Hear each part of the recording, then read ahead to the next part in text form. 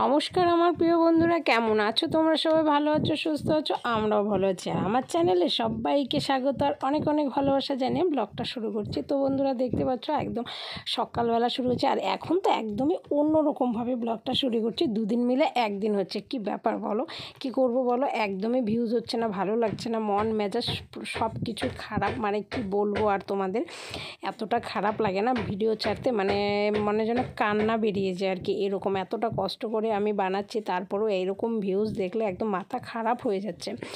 তো বন্ধুরা, যারা আমার চ্যানেলটাকে সাবস্ক্রাইব করে দিয়েছো তাদেরকে অসংখ্য অসংখ্য ধন্যবাদ। যারা আমার ভিডিওটা দেখছো তাদেরকে অসংখ্য অসংখ্য ধন্যবাদ। যারা কমেন্টস করছো তাদেরকেও অসংখ্য অসংখ্য ধন্যবাদ। আর যারা এখনও চ্যানেলটি সাবস্ক্রাইব করেনি, তো বন্ধুরা প্লিজ চ্যানেলটা সাবস্ক্রাইব করে দাও, নাহলে কিন্তু নোটিফিকেশন যাবে না। আর বেল আইকনটি প্রেস করে দাও। আর দেখতে পাচ্ছ বিছানা ওঠানো আমার হয়ে গেছে। তো তারপরে আমি পুপুনে যে জামা কাপড়গুলো আছে, আমার ব্যাগপত্রগুলো আছে, সব কিছু গুছিয়ে নিচ্ছি। খুব এলোমেলো হয়ে আছে কিছুদিন থেকেই, ঘর দোরগুলো একদমই মন দিতে পারছি না ভালোভাবে, কাজকর্ম কোনো কিচ্ছুতেই না, মানে কি যেন জানি না।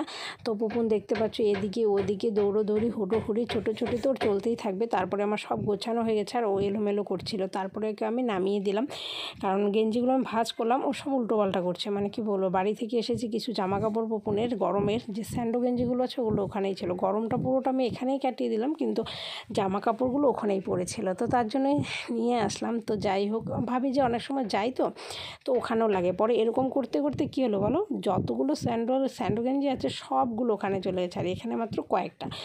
আর এই যে দেখতে পাচ্ছ আমার যে প্রয়োজনীয় জিনিসগুলো, সেগুলো আমি সবসময় এই ব্যাগটার মধ্যেই রাখি। আমার খুব সুবিধা হয় না, তো অসুবিধে লাগে। আর এই ব্যাগটা খাটেই থাকে সব সময়, কোথাও যেতে গেলে আমি এই ব্যাগটা নিয়ে চট করে দৌড়ে চলে যাই। তো তোমরা দেখোই সব সময়।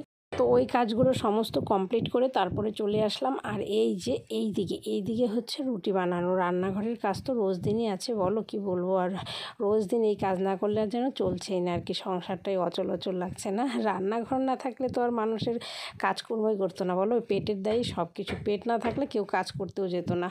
খাবে বলেই ভবিষ্যৎ বর্তমান পুরোটাই জড়িয়ে থাকে, বলো না। ভবিষ্যতে কি খাবে, ভালোভাবে খেতে পারবে, ভালোভাবে চলতে পারবে, তার জন্যই কাজকর্ম করা। তো আর কি বলো, বকবক করতে করতে কিন্তু আমার রুটিবেলা হয়ে গেছে। তারপরে নিয়ে নিলাম, তাওয়া বসিয়ে দিলাম। তো রুটিগুলোকেও ভেজে নিব।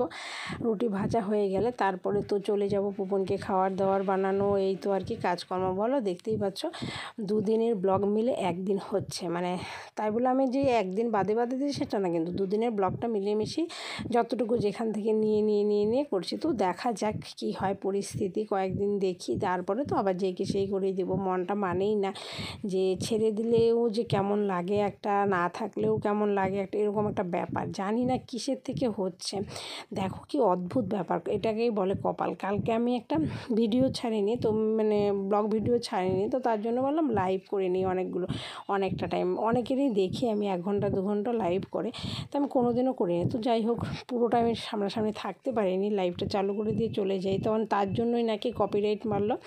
লাইভটা দেখছি কপিরাইট। তোমাদের যদি কেউ জানা থাকে একটু প্লিজ কমেন্টে বলো যে কেন আসলো কপিরাইটটা। আমি এখনও ডিলিট করিনি, তো ওভাবেই আছে এখনও লাইভটা। কী জন্য কপিরাইট, কী সমাচার, কিছুই বুঝতে পারলাম না যে কেন হলো কপিরাইটটা। লাইভেও কপিরাইট হয়, এটাকেই বলে কপাল, না বলো। কপাল যদি মন্দ থাকে দেখবে সব দিক থেকেই খারাপ হয়, সব সময় মনে রাখবে। তো আমারও হলো সেরকম, দেখতেই পাচ্ছ একদিকে ভিউজ নেই, তারপরে আবার কপিরাইট মেরে দিল। মানে কী যে অবস্থা, মানে কি আর বলি বলো তোমাদের। তো এদিকে দেখতে পাচ্ছ রুটি ভাজা কিন্তু আমার হয়ে যাচ্ছে। তো রুটি ভাজা হয়ে গেলে তো রুটি সব ভিজিয়ে নেব পুপনেরটা।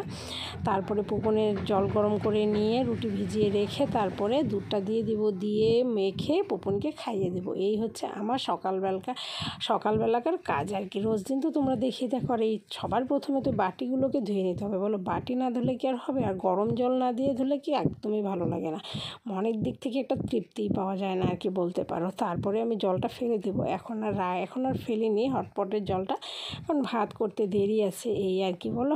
তো এই যে দেখতেই পেলে আমি একদম সমস্ত জলটাই দিয়ে দিলাম। আর আজকে চাটা কিচ্ছু করবো না, শর্টকাটই হবে আর কি, বেশি কিছু হবে না। তো তার জন্য দেখতেই পেলে এখন দুধটা দিয়ে দেবো। আর দুধটা দিয়ে রাখলে গরম গরম তাহলে রুটিটা একদম নরম হয়ে যাবে, চটকে মেখে খাইয়ে দিব কলা দিয়ে। এই হচ্ছে পুপনের সকালবেলার ব্রেকফাস্ট। রোজ দিন একই খাবার খাওয়াচ্ছি, বলো। তারপরে পুপনকে খাইয়ে দাইয়ে চলে আসবো দুপুরবেলার পুপনের রান্না করতে। তাই বলে কি আর এখন দুপুর নয় বন্ধুরা, এখন সকালই আছে তো, কিন্তু রান্নাটা দুপুরের হচ্ছে। তো পুপনের জন্য মাছের ঝোল করব, তার জন্য দেখো অল্প একটু তেল দিলাম, আর এই যে একটা বড় পিস থেকে ছোট করে কেটে নিলাম। কেন বলো, পুপন এতটাও মাছ খাবে না, তো শুধু শুধু তেল ঝাল নুন সব কিছু কম, এই ঝোল মাছ কারো ভালো লাগবে না খেতে, শুধু নিয়ে নষ্ট করে লাভ নেই আর কি। তো তার জন্যই আর কি বললাম যে না। আমার প্রিয় বন্ধুরা কেমন আছো তোমরা? সবাই ভালো আছো, সুস্থ আছো, আমরাও ভালো আছি। আর আমার চ্যানেলে সবাইকে স্বাগত আর অনেক অনেক ভালোবাসা জানিয়ে ব্লগটা শুরু করে দিলাম সকাল থেকেই। তো এই যে দেখতে পাচ্ছ পুপনের রান্না চলছে। অনেক দিন বাদে তোমাদের ইন্ট্রো দিলাম, মানে ভাবতেও পারছো না কতদিন বাদে, মানে একদমই পরিস্থিতি খারাপ। দেখতে থাকো ব্লগটা।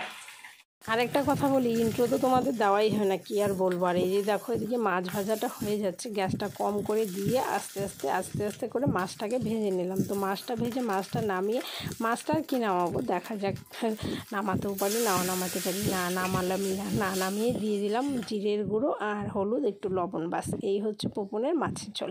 কোনো সবজি কিচ্ছু দেইনি, কারণ অনেকটা হাতে কম সময় ছিল, চটপট করে দিয়ে দিলাম। যাই হোক কালকে দিয়ে দেবো সবজিটা মোটামুটি খায়, খুব যে বেশি খায় তা নয়, ভালো অতটা বাসে না, তো সবজি তো খেতে হয় বলো, না খেলে কি চলবে। আর এই দিকটা দেখো একদম এলোমেলো হয়ে আছে, তো তার জন্য একটু গুছিয়ে নিচ্ছি। যেহেতু রান্নাঘরে আছে ভাবলাম এই তাকটা একটু গুছিয়ে নিই, অনেকদিন আগে গুছিয়েছিলাম দেখিয়েছিলে। তো এই হচ্ছে পরিস্থিতি আমার, কোন দিন কী করবো জানি না। তারপরে খেলাম হচ্ছে পেয়ারা মাখা, ও কি দারুণ মজার, মানে কি বলবো, এই প্রথম এইবার পেয়ারা মাখা খেলাম বাড়িতে, আর একদিনও খাওয়া হয়নি। খাবো করে পেয়ারাই গাছে শেষ হয়ে গেল, কিন্তু আর খেতে পারলাম না, মানে দারুণ জম্পেশ করে খাবো আর কি ভেবেছিলাম। তো যাই হোক, আর এই যে দেখো পেয়ারা মাখা, মানে কাসন্দিটা একটু বেশি হয়ে গেছে, গ্যাদা টাইপের হয়ে গেছে আর কি বলতে পারো। তো যাই হোক ভালো লেগেছে, ঝাল করে খেয়ে নিলাম আর কি। আর এই যে দেখো বসে খাচ্ছিলাম, এদিকে গরম গরম আর এদিকে হচ্ছে পেয়ারা মাখা। তারপরে চলে গেলাম সন্ধেবেলা দোকানে পুপুনকে নিয়ে। আর পুপুনকে ছেড়ে কি আর আমি যেতে পারি বলো, এই হচ্ছে ব্যাপারটা। তো পুপুনকে নিয়েই যাই, ভালো লাগে না, মনটাও কেমন লাগে, রেখে গেলে সবসময় টেনশন। তো বন্ধুরা আজকের ব্লগটা এই পর্যন্তই, সবাই ভালো থেকো, সুস্থ থেকো, কালকে আবার আসছে আরেকটা নতুন ব্লগ নিয়ে।